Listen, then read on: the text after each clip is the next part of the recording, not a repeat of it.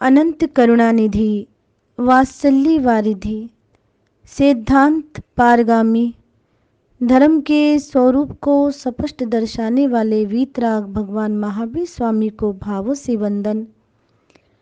वर्तमान आचार्य सम्राट ध्यान योगी युग पुरुष शिवाचार्य भगवान के श्री चरणों में शत शत नमन। गुरनी मैया महासाध्वी सरल आत्मा बीना जी महाराज साहिब के श्री चरण सरोजों पे कोटि कोटि वंदन करती हूँ। धर्म प्रेमी बंधुओं, माताओं एवं भवी जीवों, आप सभी प्रतिदिन वीतराग भगवान महावीर की जीवन चरित्र को बड़ी संक्षेप रूप में श्रवण कर रहे हैं। आई होप कि मैं उम्मीद करती हूँ कि आप सुने हुए में से अवश्य में कुछ ना कुछ धारण करेंगे। आज का बहुत छोटा सा प्रसंग रखने का मन है तो ये बहुत विशाल, लेकिन आपके समक्ष आपके नन्हे मुन्ने बच्चों को देखते हुए बहुत ही सरल भाषा में बताना चाहूँगी। साधना के 90 वर्ष पूरे हुए। देवराज इंद्र ने महावीर स्वामी की सहिष्णुता की चर्चा प्रशंसा देव सभा में की। इसे संगम नाम का एक देव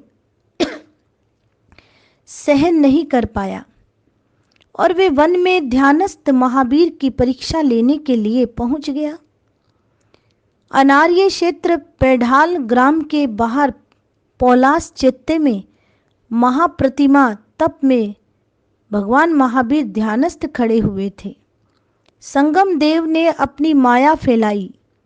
पहले उसने प्रभु को राग और आसक्ति से विमोहित करने का असफल प्रयास किया।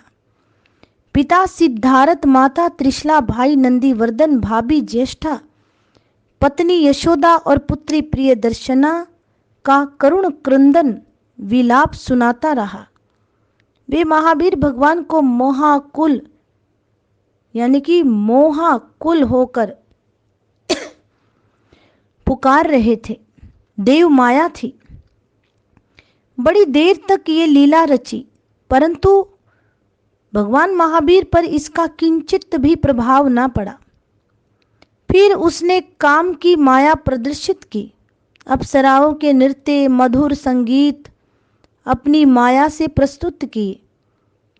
इन सब में भगवान महावीर अचल बने रहे। तदंतर यातनाओं का क्रम चला। आंधी, तूफान, पत्थर और आग का बरसाना, पानी, ओले गिरना, इन सब से भी महावीर का मन ना हिला, ना ही तन हिला। पीड़ा हुई होती रही। इन्हीं उपसर्गों में रात बीत गई, पर संगम ने हार नहीं मानी। संगम ने एक और माया रची। राजा के आभूषण चुराकर उसने भगवान महावीर के पास रख दिए। प्रातः राजा के कर्मचारियों ने देखा कि भिक्षु के पास राजमहल से चुराए आभूषण रखे हैं। चोर समझकर भगवान महावीर को राज सेवकों ने बांध लिया और बांध करके डंडे बरसाए। सत्य का अनावरण हुआ तो राजा ने क्षमा मांगकर मुक्त कर दिया। यूं कुछ महीने तक संगम उन्हें मिथ्या आरोप लगा लगा कर सताता रहा। एक दिन तो उसने हद कर डाली। भगवान महावीर ध्यानस्थ थे। संगम ने उनके पांव पर बर्तन रख कर उसके नीचे आग जला दी और खीर पकाने लगा। ये महावेदना भी भगवान महावीर को ध्यान से चलित न कर सकी। अंत में उसे हारना ही पड़ा। वे क्षमा मांगकर जाने लगा। तभी भगवान महावीर की आंखें सजल हो गई। संगम ने आश्चर्यपूर्वक भगवान महावीर से पूछा, जब मैंने इतने कष्ट दिए तब तो महाप्रभु आपने उफ तक नहीं की। अब मैं जा रहा हूं तो आपकी आंखों में आंसू क्यों आ गए?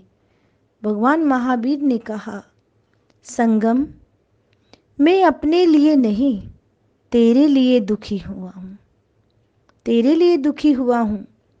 हंस हंस कर तूने दुस्सह कर्मों का बंध तो कर लिया, पर संगम, जब तुझे इनका फल भोगना पड़ेगा तब तुझ पर क्या बीतेगी।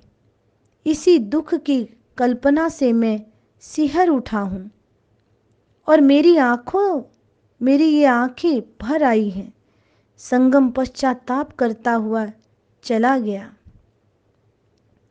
धर्म प्रेमी बंधु, साधना के मार्ग पर चलते हुए बीतराग भगवान का आपने वो प्रसंग भी सुना कि कानों में कीले। भगवान महावीर की साधना को तब 12 वर्ष होने को आए थे। वे छमानी ग्राम के निकट एक खेत में ध्यानस्थ थे। यहाँ उन्हें अंतिम बार एक ग्वाले ने कष्ट दिया। प्रारंभ का पहला और 12 वर्ष बाद का अंतिम उपसर्ग इन्हें 2 ग्वाले द्वारा मिला। ये एक विचित्र संयोग है। ध्यानस्थ भगवान महावीर के पास ये ग्वाला भी अपने दोनों बेल रक्षार्थ छोड़कर चला गया। लौटकर उसने बेलों को वहां ना पाया। वे भगवान महावीर से बार बार पूछने लगा, मेरे बेल कहाँ हैं, मेरे बेल कहाँ हैं। आत्मलीन भगवान महावीर ने ग्वाले की बात नहीं सुनी। क्रुद्ध होकर ग्वाले ने उनके कानों में लकड़ी की कीलें ठोक दी। इस भयंकर कष्ट को भी भगवान महावीर ने समता पूर्वक सहन किया। क्या समता थी वीतराग भगवान महावीर की। यहाँ से चलकर भगवान महावीर मध्यमा नगरी में सिद्धार्थ नामक एक वणिक के घर भिक्षा के लिए गए। वहां उपस्थित खरक नामक वैद्य ने भगवान महावीर के कानों से लकड़ी की कीलों को बाहर निकाला, पर बीतराग भगवान महावीर समभाव में रहे, समता में रहे। ये होती है समता, ये होता है समभाव, ये होती है क्षमा जो बीतराग भगवान महावीर ने सभी को दिया। क्या मनुष्य, क्या पशु, क्या पक्षी, क्या दैत्य, क्या देव, सभी को क्षमा करते चले गए। प्रत्येक उपसर्गों को बीतराग भगवान महावीर ने सह लिया। तो जिनके हम अनुयायी हैं, जिनके हम उपासक हैं, जिनकी हम रोज जय बुलाते हैं, जिनकी हम आरतियां गाते हैं, ऐसे हमारे शासनपति भगवान महावीर के चरणों में बारंबार मस्तक झुकाएं, प्रार्थना करें, हे प्रभु, जैसी समता आप में रही ऐसी क्षमता हमें भी प्रदान करे। हम भी समभाव में रहते हुए, सत्य मार्ग को ग्रहण करते हुए, मर्यादा में रह करके त्याग मार्ग को ग्रहण करके सिद्धालय की ओर यात्रा प्रारंभ करें। बाहर से निकलकर आप ही की तरह अपनी अंतर यात्रा में सदैव रमण करें। इन भावनाओं को धर्म प्रेमी बंधुओं, माताओं, भबीजी व भाइयों, और इन भावनाओं को भाते हुए अपनी अथाह अशुभ कर्म निर्जरा कीजिए। यही निर्जरा का मार्ग है।